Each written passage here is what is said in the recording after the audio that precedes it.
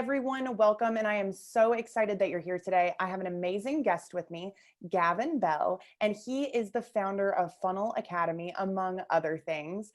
Gavin is a Facebook ads expert and is recognized worldwide for helping businesses optimize their Facebook ad campaigns and get them great results. So welcome, Gavin. Thank you for being here with me today. Thanks so much for having me. It's a pleasure.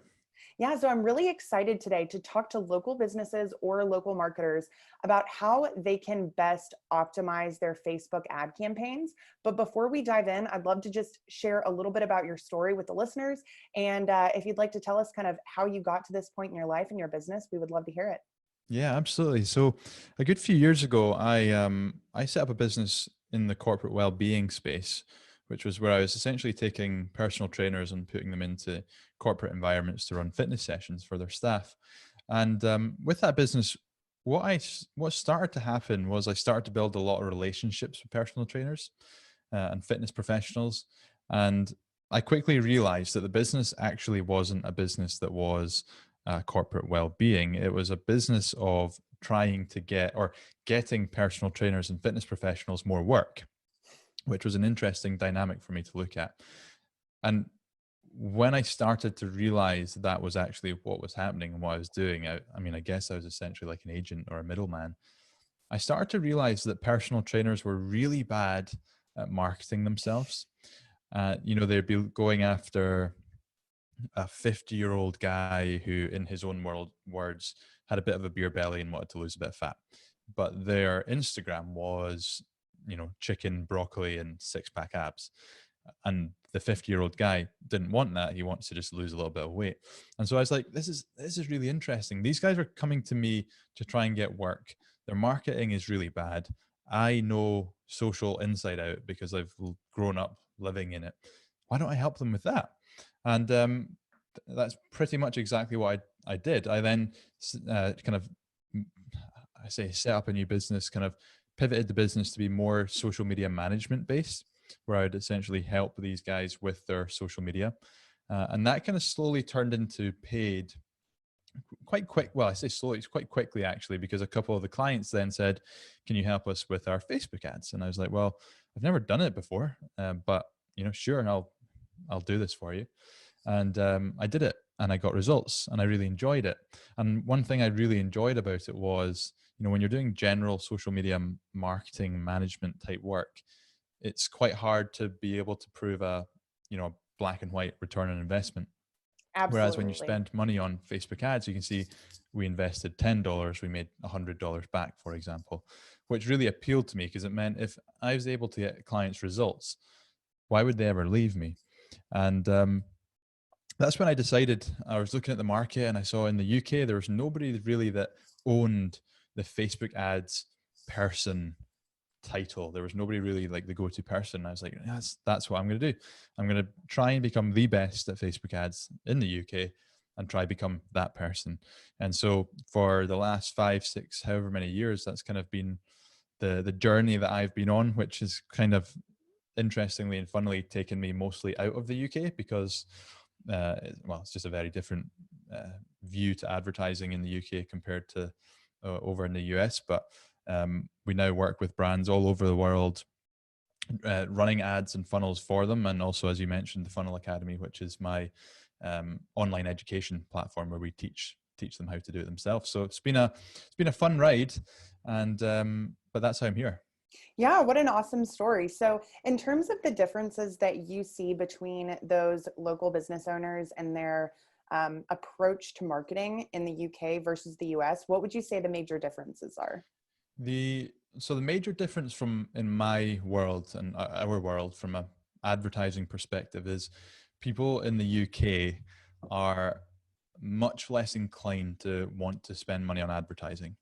So, for example, if I'm having a conversation with a local business in America, and we're talking about, we want to spend X amount of dollars to acquire a customer worth X amount of dollars, it's a easy conversation for us to have. In the UK, people don't want to spend money to acquire customers.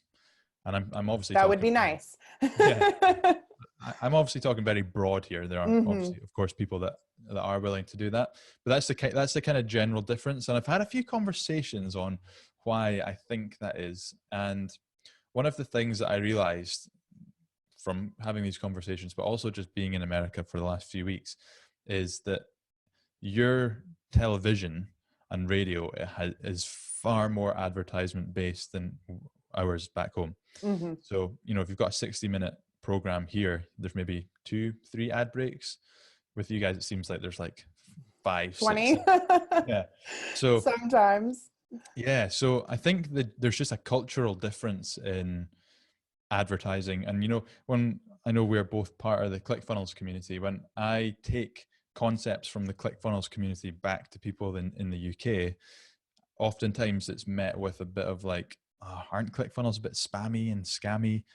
And I'm like, no, but that's how people kind of can perceive the stuff that we do here versus over in America. Very interesting. And I think, it's definitely worth noting that there are a ton of people in the US that also have that mindset. And it's not the best mindset to have as a business owner, because there is only so much that you can do with word of mouth and completely organic customer acquisition. So if a business is interested in growing, but sometimes even just maintaining, because your customer base may dwindle off depending on what business you're in. There may be a group of them that are retiring and no longer need your services, or they just kind of age out or progress out of needing what you do. And if you're not actively looking for more people to replace those that are leaving, the world is changing every day, I think, as we've seen, especially in the last few weeks. And you can't necessarily just rely on what's always worked to continue to work for you. So I think it's a great thing that you're doing, attempting to kind of break through those barriers where you are. But obviously, for people like you and I, our opportunity can lie anywhere in the world, which is really amazing. And it's something that I definitely like to mention to local business owners, because I think a lot of them have this belief that they're local, they can only work within their little corner of the world, and there's not opportunity out there for them. But I think that it is more clear than ever that virtually any local business can take a portion of what they have and put it online and just broaden the opportunity spectrum for them. So super, super interesting. Definitely cultural differences, I think, in terms of the bombardment of advertising that we often see in America. So I think it sounds kind of nice in a way, but as an advertiser, obviously, we want our ads to be seen. So you said that you started working with a lot of personal trainers when you first got started. Is that still the niche that you primarily focus on, or do you work with a lot of industries? Kind of, it's more expanded to more health practices. So people within the health space. So that might be anyone from a regenerative medicine center to a personal trainer. And I think that stems from where we began as a business working with personal trainers, but also my personal interest as Mm-hmm. well. So I'm keen into anything that's health related, health and fitness related. So being able to work with these people and speak their language definitely Mm-hmm. helps from an advertising perspective. But I mean, this is it's an interesting point, because something that I always say to prospects that inquire about our services, if they aren't in an industry that I've worked in before, is even though it's a different niche, let's say it's health versus um, I don't know, a wedding store, let's just say, like the concept that we are creating and bringing to you is exactly the same, and that Absolutely. we are trying to bring strangers into the business to turn them into leads and turn them into customers. So what we're going to do here is combine your knowledge of your industry and the language that you speak versus my knowledge of how Facebook and marketing and advertising works, and combine that together. So we do specialize in that kind of health space because that's just kind of really the way it's worked out, and so we decided to double down on it. But at the end of the day, we don't just have to work with that industry, because like I say, it's like I just mentioned, every industry really is the same. You're absolutely right. And I think that if there are any local marketers listening to this right now that are either just starting out in an agency or are thinking about starting an agency, I do think that it's important to initially start where some of your interest really lies. I mean, that's what I ended up doing. I had a lot of knowledge, a lot of experience, and just an excitement about remodeling and interior design. And so that was where I started. Essentially, it was easier to build a client base because you already had these results that you could back up to show different people that you were looking to work with. But as time has gone on, I really enjoy working with other industries too. And you're right, it is the same system. But I do think that that is probably a good direction for any local marketers to go, simply because, like you said, you're able to speak their language. That's one thing that's been really important to the clients that I work with, is Mm. that I know so much about their industry that I can communicate the way they would. I really understand a lot of the ins and outs that maybe we need to educate the potential clients on. So it does help if you can really get your knowledge and experience in one industry, and then obviously expand as you go. So tell me a little bit about the systems or strategies that you typically implement for some of your clients, and how you try and continue to get them better and better results over time.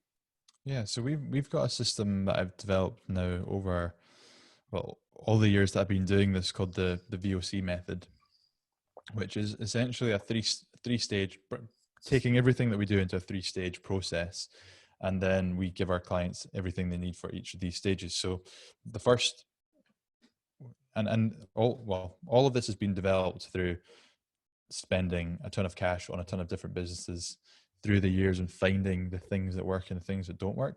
So what we found works best for local businesses, to help them first and foremost produce really high quality video content. So this might be a chiropractor giving a tour of the office. It might be a weekly show that somebody creates, but helping people and the brands that we work with develop really good video content first and foremost. That's like the first thing that we try and get them to do.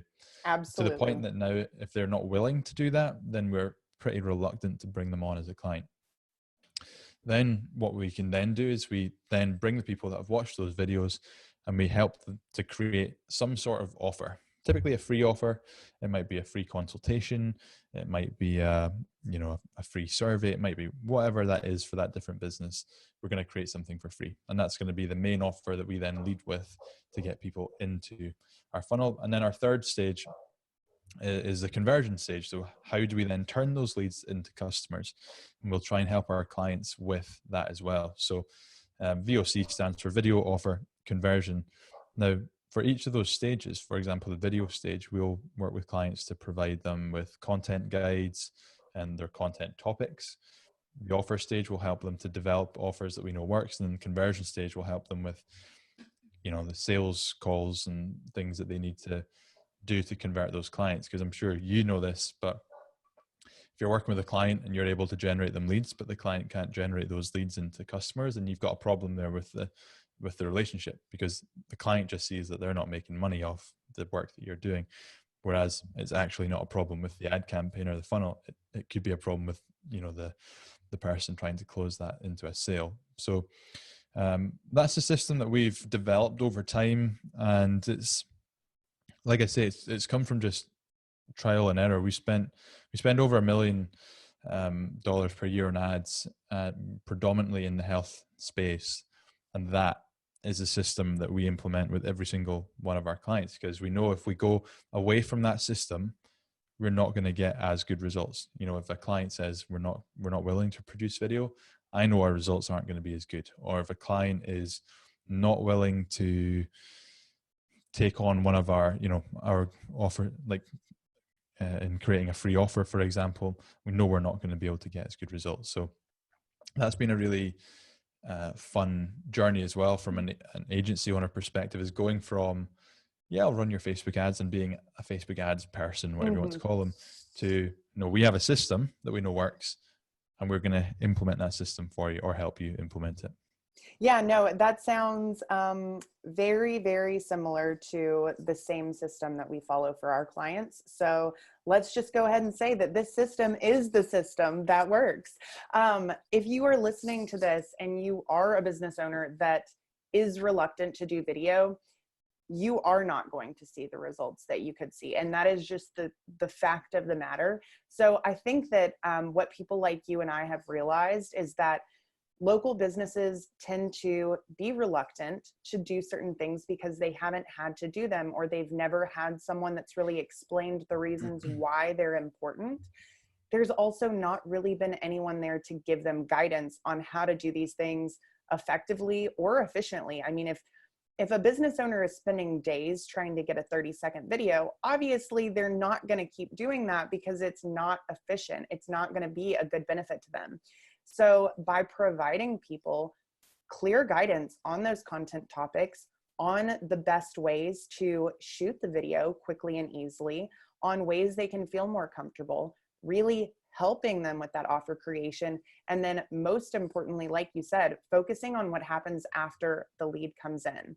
So business owners in my agency, the students that I work with, basically everyone that comes into contact with, the services that we provide, that's probably what I push the hardest, because it is what brings those financial results.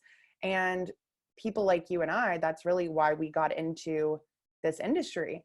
It's easy to track return on investment if the return on investment is there, but without the proper tracking, without the proper sales processes, you're never going to see any financial return. And then you're going to blame it on Facebook and Instagram ads, when in reality, it's a broken system within your own business. So I think that's very important to understand and be willing to see the flaws within your own business and take help to change those things, because everyone has their own experience. And even if you have grown a very significant business, it doesn't mean you don't have room to improve. And you really should take the advice and guidance of people who are helping businesses just like yours, because we wouldn't give you that advice if it wasn't something that was really going to benefit you. So I think that's just an amazing point to kind of hammer home, that sales process, what you're saying to your leads when you're following up with them, what those campaigns look like after the fact, and then really being able to track it in a CRM and see that very clear pipeline in terms of how many people are making it through to the end, which ads actually produced those paying clients, and maybe where people are getting stuck. Because when you can see that visually, it makes it much easier to see where you need to adjust your processes a little bit further. So I think that's amazing advice. In terms of the types of ads that you typically like to create for your clients, obviously video is going to be a big part of that. Is there anything that you do creatively or with your copywriting that you feel like is really important to getting those best results with your ads? Yeah, well, I mean, one thing I want to hammer home here, which is, I guess, slightly not what you asked, but it's something that I see a lot inside my academy is first of all getting the campaign objective correct. So when you're running any campaign and you're trying to get somebody to take an action, such as download a guide or fill in a form, we always want to go for the conversions objective. And a lot of the time I see people going for the traffic objective. For example, somebody, before we recorded this, I've just been on a coaching call with somebody in the academy, and they spent a bit of money. They'd had 400 clicks onto their landing page and 3 email addresses. So I was like, okay, let's take a look at your campaign. First thing I see is they've been running a traffic campaign as opposed to conversion. So we need to make sure that we set the fundamentals up correctly. And then when it comes to the ads, creative and copy, you hit the nail on the head there in terms of the video. Is first and foremost, I always want the client to give us video. And that video can be, even if it's something super simple as a 30-second office tour, where it's like MTV Cribs, where they open the door, the camera goes in, and we share, and we, especially in a medical practice, because, if somebody's coming in to get surgery or something that's pretty significant to their life, not just their bank balance, they want to be able to know who they're going to see, where they're going to be. Does it look like a comfortable space? All of these types of things. And so it's important that we share that. So video is absolutely key for a variety of reasons. And then when it comes down to our ad copy, we follow basically the same structure that we would follow in our videos, which is hook, story, offer. Hook, story, offer, which is again something from the kind of ClickFunnels community, where and it's funny in the health space because the hook part can always be quite difficult to try and get around Facebook's policies. But essentially, three parts to an ad copy is the hook.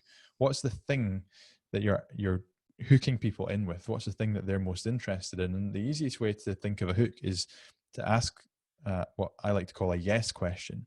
What question can you ask your audience that only they would say yes to and nobody else would say yes to? Mm-hmm. So for example, now you got, like I say, you got to be careful in the health space because you can't say things like, are you looking to lose weight? Because Facebook will not let you do that. But if you maybe go for something along the lines of, are you looking to get your home valued, or a question that your prospect would say yes and no one else would say yes to, that immediately hooks them in and makes them read the rest of the ad. That's where we get to the story part. Now, when I say story, we don't actually have to talk about a story, but we can talk about the benefits or a little bit more about the offer that you're making there. So for example, if your ad was, are you looking to lose weight? Well, we've got this new product or service that we're offering that allows you to benefit. Then we get to the offer part, hook, story, offer. If you're interested in learning more about this, then you can sign up or see if you qualify, for a free consultation. That's the kind of framework that we're always using, is hook, story, offer. So yes question, list some of the benefits, and then boom, make the offer there and then. And that's something that we've done for years, and it will, I always get asked the question, should we have long ad copy? Should we have short ad copy? I don't care. I really don't care if it's long or short. As long as you're following some sort of hook, story, offer formula or version, then I know that whether it's long or it's short, it's going to do well. And we can just continue to always play around with that. And this is also kind of leads me on to another point when it comes to advertising that I think a lot of local businesses maybe don't understand, is if you are running ads and you are running ads with all of these different hook, story, offer ads, very quickly you're going to be able to see which hooks work, which hooks don't work. And that is so valuable for a business, not just from an advertising perspective, but if you find a hook works time and time again, you can take that and use it back on your website. You can take that and use it in everything that you do, which is going to just improve your marketing as a whole. And, for an example of that is one of our clients is a stem cell therapy practice. And we'd been running ads for ages and ages and ages, all working well. And then when we ran the hook, do you want to get back to the things that you love? Things completely changed. And we just, improved our cost per lead by more than half. And the client was delighted. And so everything we do now runs through that hook. Now, that's not to say that we won't find an even better hook, but we're always using our ads as like a testing ground to see what works and what doesn't work, because we get instant data on what's performing and not. Yeah, I think you said so many amazing things there that I just want to touch on. So the hook, story, offer concept, it is a fairly simple concept, yet it is so powerful. And I think a lot of times local business owners tend to overcomplicate it. When you have a framework, which is not a script, we do this with the videos that we send our clients. It's really more of those series of sections that you want to cover and in what order. Having something like that, whether it's for your video scripts, your ad copy, your landing page copy, that is going to simplify your life. So if you can just keep that in mind with everything that you're doing, you are going to have a much easier time of writing content, which we see as a big challenge with a lot of people, especially in our group training programs. So many people feel very anxious at the thought of just writing. And I feel like when you can take something as simple as that hook, story, offer framework and say, this is what I'm committed to using, regardless of what I'm writing, it's going to make it faster for you. It's going to remove some of the anxiety and really help you get better results. In terms of that hook for the stem cell practice, that's a great example of what I want everybody to remember about the true benefits of their product or service, because so many times businesses just want to talk about what it is they do, when in reality, it's not really about what they do, it's about what they provide, it's about the transformation.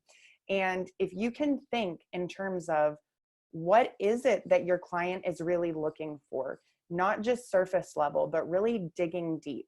In terms of the weight loss example, your client isn't just looking to lose weight, they're looking to feel better about themselves, to be able to play with their children without running out of breath, to enjoy a more fruitful marriage potentially. All of these things that are actually the underlying things that they desire, but losing weight is the vehicle that is going to help get them there. So instead of talking about the features, obviously features and benefits, people tend to want to have both of them, but usually we only see local businesses talking about the features. They're not talking about the benefits. They're not talking about the transformation. And it is a very simple way to change the entire messaging that you're putting out there to make it a lot more effective. So that same exact phrasing, essentially, get back to the things that you love. It's something that I'm helping one of our students with right now who works with physical therapists. Same concept. These people, they only care about what they have lost in terms of daily function and the lifestyle they want to lead. Maybe it's getting back out on the golf course, playing tennis again, running around with their grandchildren.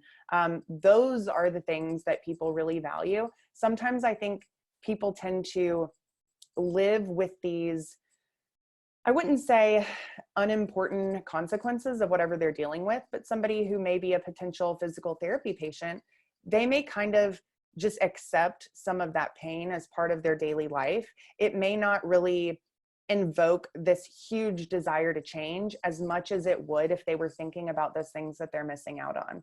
So the whole FOMO concept, I mean, when you really bring to light those problems and kind of agitate those problems, but exactly like you said, in a way that gets them to agree with you before they ever move forward, it's absolutely one of the most powerful ways to hook them with just a few words. You don't need long form ad copy, although I do love it. It's, I like to use it a lot, but it's really fun sometimes to try and make a great ad in 2.5 sentences, essentially. And you'd be surprised at how few actual words are needed when that hook is right, when you are tapping into people's deeper emotions and the desires that they're looking for. So I would just encourage anybody that's listening to ask yourself, what is it that my clients really want? And those things are typically not directly related to your products and services. One example that I use kind of often, just because we've had amazing results with these people, but it's a laundry company, and we don't talk about laundry. We talk about saving time. We talk about spending more time with your family, doing those things that you love, because it's not about what they do. It's about taking this burden off of their clients to allow them to do other things. So that was not a thought that had crossed these business owners' minds before we started working together. It was like a whole new world opened up when they started looking at it from that angle. And it's been hugely successful. So really just take some minor tweaks and really just you as the business owner thinking about what it is that your clients really want and how can you present that to them in a very simple way, but most importantly, give them an offer that allows them to convert, that gives them that vehicle to achieve the goals that they desire. So I probably could have several episodes just on offers. I love talking about it, but I would love to touch on the free offers that you typically are creating. So we kind of do a mix of free and paid, just kind of depends on what it is specifically. You mentioned free guides and things like that. What have you seen that's worked best for your clients in terms of these free lead magnets, which for those of you not familiar with the term, it's essentially an exchange. You are getting someone's contact information in exchange for really valuable information, but that should also be identifying a really interested prospect by them requesting that. So tell us a little bit about what you've seen work best. Yeah. So when we're working with a local business, we like to begin by actually just going for a very simple, straight to, I'm going to call it a free consult. But when I say a free consult, that can be packaged up into many other different things. For example, personal trainers, it might be a free health review, Hmm. or with somebody, something that's worked really well for us with one of our clients that provides laser therapy for pain relief is it's essentially a free consult offer, but the person has to fill in a few questions, and we actually call it a quiz, where we're saying, see if you qualify for this treatment. The purpose of all these different things are essentially to get somebody onto the phone, because if we're selling an expensive, $4,000 health package, we need to get somebody onto the phone in order for that sale to happen. So what I always then tell our clients is, we're not trying to sell the $4,000 package on the ad in the funnel. We're trying to sell the phone call first, and then Absolutely. it's down to you to sell them on the phone call. So we then think, well, how do we get somebody onto a phone call? So we start thinking of the different hooks and the different angles and different offers that we can make, such as a personal trainer offering a free fitness review, a nutritionist offering a free 10-minute nutrition review, or if you are somebody like our client in the stem cell therapy, we talk about, get a phone call to see whether we can help you, and worded it a little bit nicer than this, but get on a consultation to see if this therapy is right for you. Now, that's the model that we typically start with. But one thing I always say to our clients is, what that hook is going to go for is it's going to target the people that have a need and a want and a problem right now that they want fixed. And if you're in a local area, there's only going to be a limited supply, depending on the population of the area, of people that actually have that need and that want in this very moment in time. And so we can lead with that offer, which is going to get us results off the bat, hopefully, and we're going to get leads coming in, and that will hopefully start, making this thing work pretty quickly.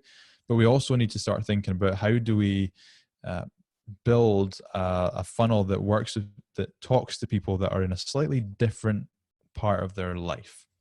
So perhaps we have well, there's two aspects of that, actually. So the first one I'll talk about is, we might have different avatars. So for example, the laser pain client that we have, we've got older people that maybe have, back pain or knee pain from just general wear and tear of life, that we can help. But we also might have athletes who that have got injured playing football and need support. So you've got your different avatars that can that you can widen your audience. But we've also, like I say, we've got different people that are in a different stage of the problem. So you've got people that are problem aware, which are people that are going to sign up for a consultation. But you also have people that might not even know what stem cell therapy is. They might not necessarily know that they have a problem. They might not know that they have a problem that needs fixed, and they might not have a problem that's big enough for them to try and find a solution right now. But we don't want to wait until they are ready. We want to try and speak to them now and start to build that brand and that trust. And that's why we work with all our clients to create that video first and foremost, so we can start to build that audience, start to build that trust. And we then might want to look at introducing things like free guides, which might be, an introduction into stem cell therapy for people that aren't ready to sign up for the consult, but we're giving them that education now. Because in a local business environment, if you are somebody that qualifies for something like stem cell therapy or weight loss or muscle gain or whatever it might be, is there's really only there's a limited number of options that you can go with, because there are only a certain number of chiropractors or physios or whatever in a local town or city. And so we always want to be thinking about, how can we make sure that we are the only choice when somebody comes to make their decision to get knee surgery or lose weight. And that comes down to education. Whoever educates and provides the best experience to that person is going to win. So we have our funnel that speaks to the people that have a problem right now and want a solution right now. But we also then have our video content. We might want to create things like free guides, like I say, free video trainings that we provide, and become that voice of education for that market, so that when they are ready for the free consultation, we're the only option. You were 100% right. And again, there are just so many parallels to the way that we approach this and the way that we kind of instruct our clients. And I think it's simply because these are not really theories, these are facts. And you can either choose to see them or choose to believe there are other ways to do things. And yes, there's always going to be other ways, but I don't think that education is anything that will expire. It is something that will always be necessary. So one of my favorite books is called The Ultimate Sales Machine from Chet Holmes. And he says something so powerful that really goes back to exactly what we're talking about. And that is, he's talking about it in relation to the stadium pitch is what he calls it. So if you're in a stadium full of people and you just ask them who's in the market to buy what it is you have, there's only going to be about 3% of those people that are ready to buy. They are actively seeking your products and services. So I often reference this when I'm talking to clients about AdWords. So those are the AdWords people. They're also going to be on Facebook and Instagram because they're just people. You need to know how to find them a little bit better on Facebook and Instagram, but that's 3%.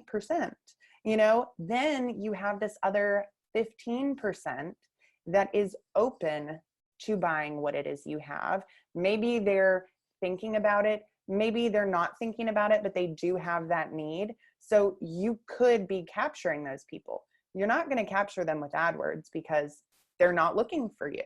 So what other opportunities do you have? Well, you can use those awareness levels to educate them, to show them, number one, there is a problem that needs to be solved.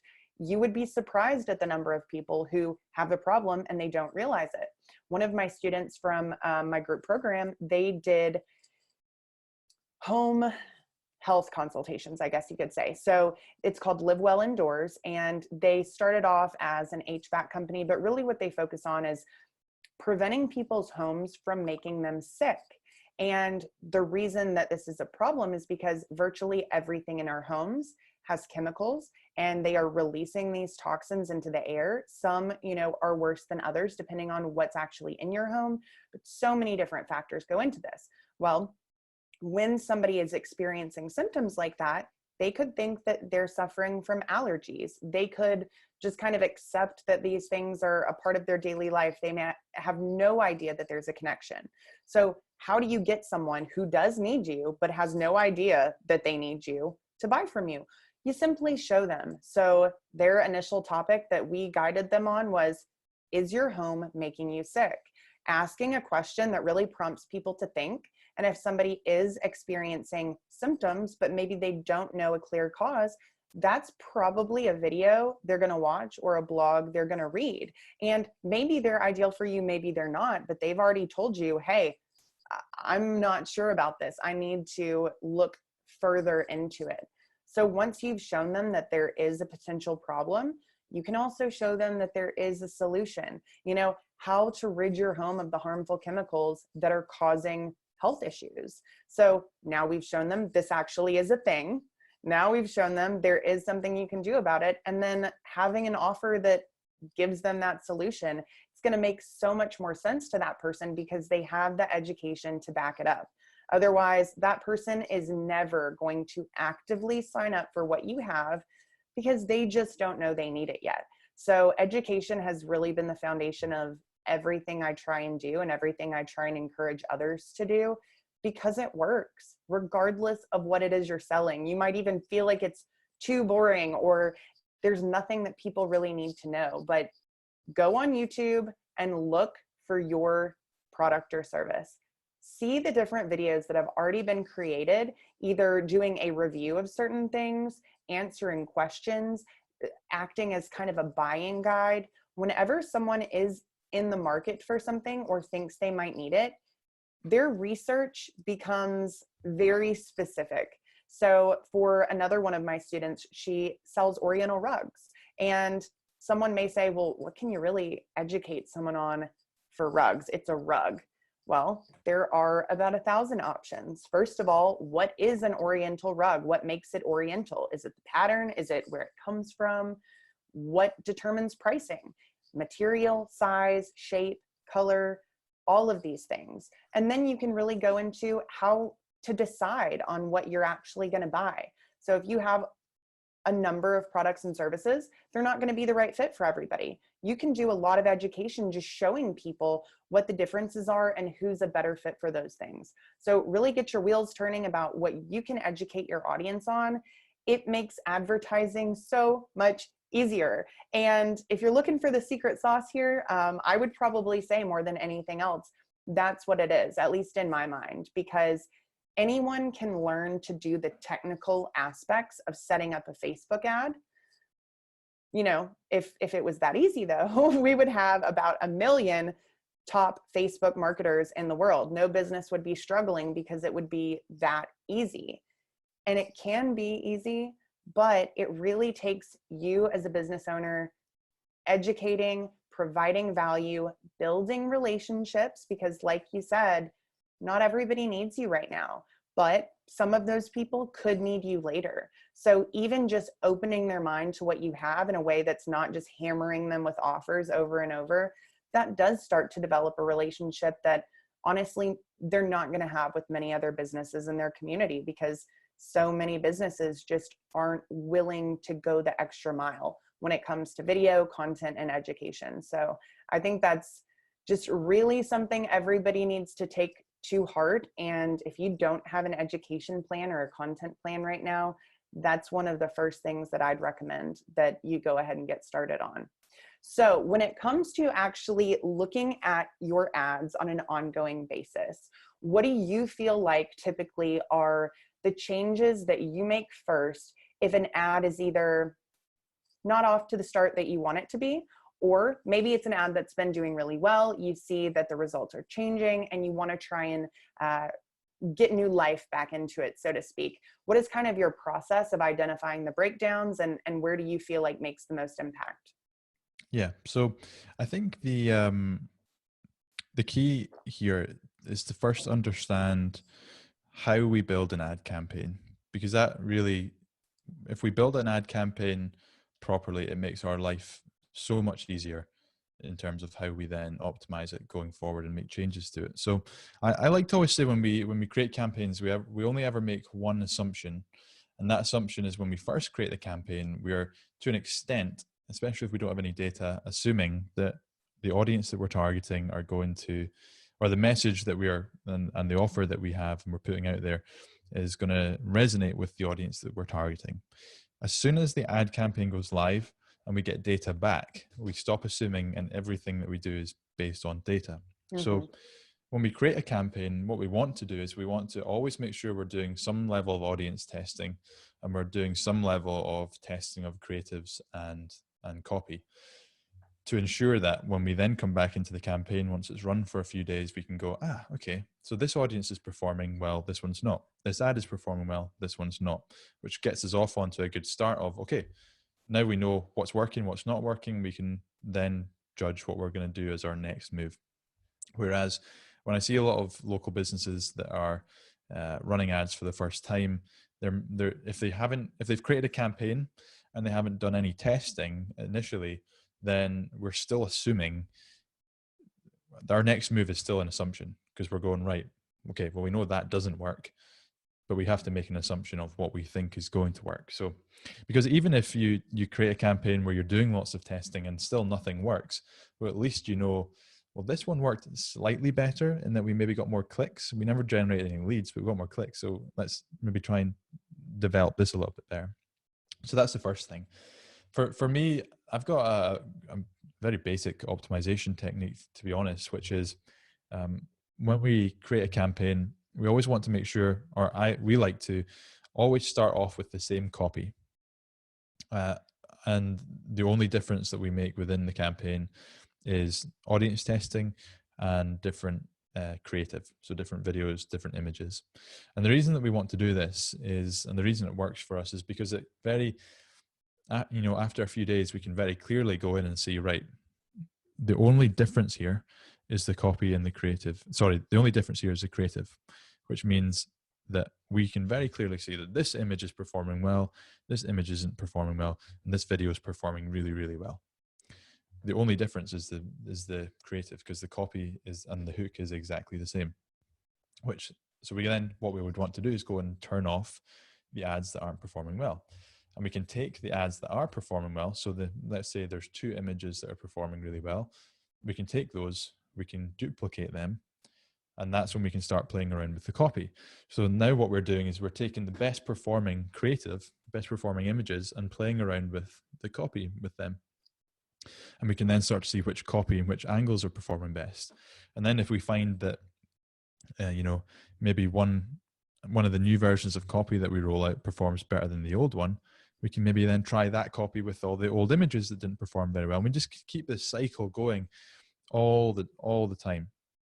And if we mix that in with the client providing, or the local business providing, new fresh video content regularly, then you're not going to have any problems. Because the great thing with local business is, and sometimes it's the bad thing, to be honest, but the great thing with local business is, because we are, from a targeting perspective, we don't have to do a huge amount. We find that if we're targeting for local businesses, we can leave our targeting relatively open and let Facebook do the heavy lifting for us.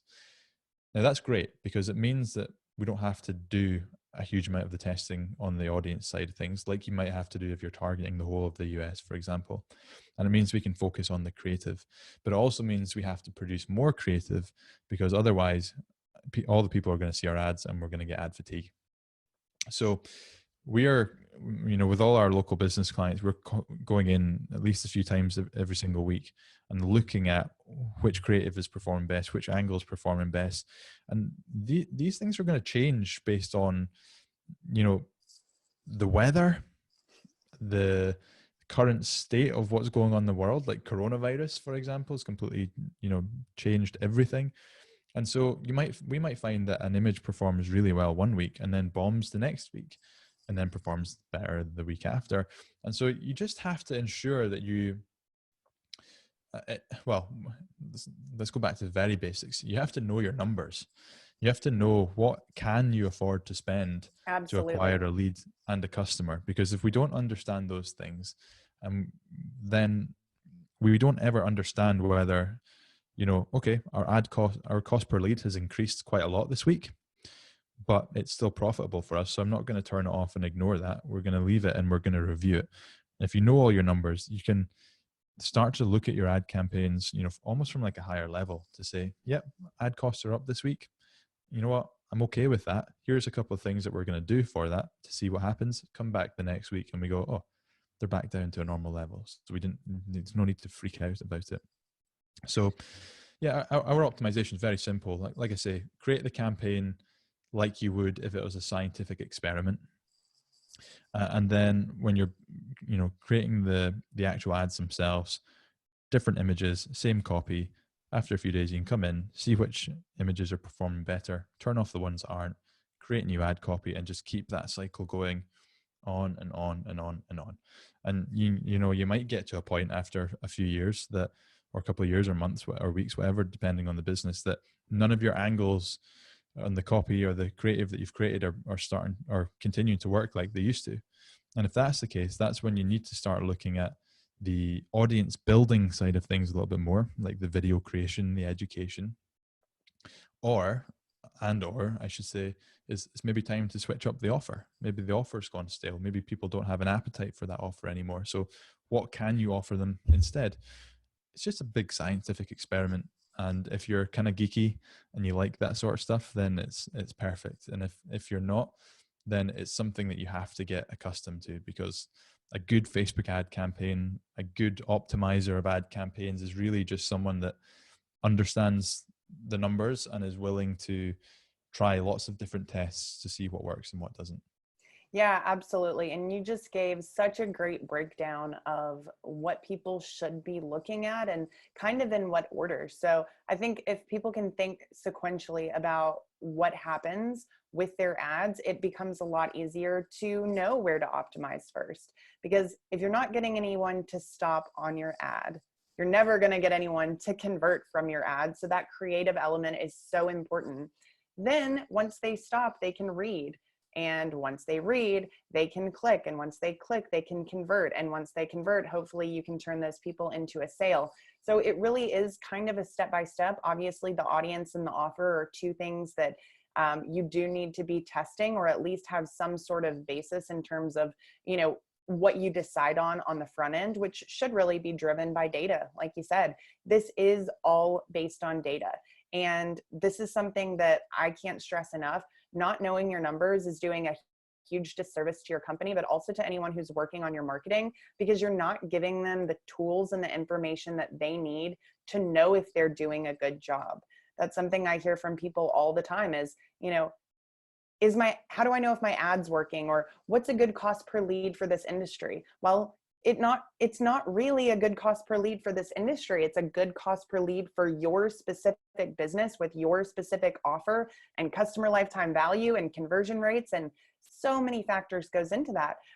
And I honestly can't remember exactly who said this phrase. It may have been Ryan Dice, but essentially the person who can spend the most to acquire a customer wins. And that's not because you want to spend the most.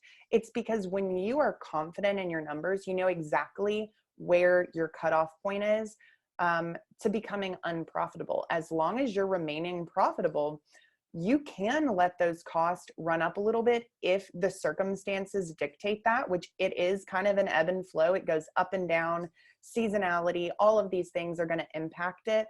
But if you know with 100% confidence that you're still in a safe range, you can continue to advertise. Your competitors may shut those ads off, so you no longer have their ads to compete with, and you're going to be able to capture more of the market. So it's a very interesting thing running Facebook ads. It's so data driven, but it's also very creative.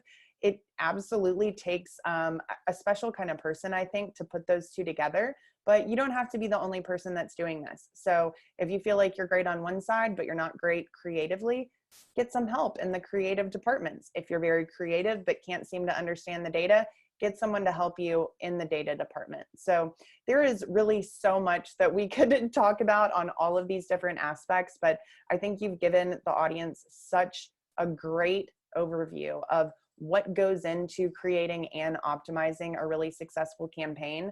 I know they're going to have a ton of things to think about, but it's all very actionable, and it's really going to make an impact if you guys implement what we're talking about here today. So if you could give our local business audience one piece of advice that you think would help them make more from their Facebook and Instagram ad campaigns, what would that be? Something that we've spoken a lot about today, and that's simply just create video. I don't care whether it's highly produced, polished, fancy. Just start creating video content, because chances are, and people have been saying create video content for a long time, but still, chances are your competitors aren't doing it. And if you're the first person to do it, then you're going to be the one that gets the market share that people are going to trust and people are going to want to work with. Yeah, absolutely. And if you guys haven't listened to my interview with Dennis Yu, you should do that. He talks about 15-second video. So simple, so easy to create. This does not have to be complicated. So thank you so much for sharing your amazing insights with our listeners, with our viewers here today. I really appreciate it. And thanks so much for coming on. It's been awesome. Thanks for having me. I could, like you say, I could sit and talk about this stuff for hours. So it's been a pleasure. Yeah, and I'll definitely have to have you back, and we'll dive down one of these other rabbit holes. So Let's do looking it. forward to it. Yes. Thanks.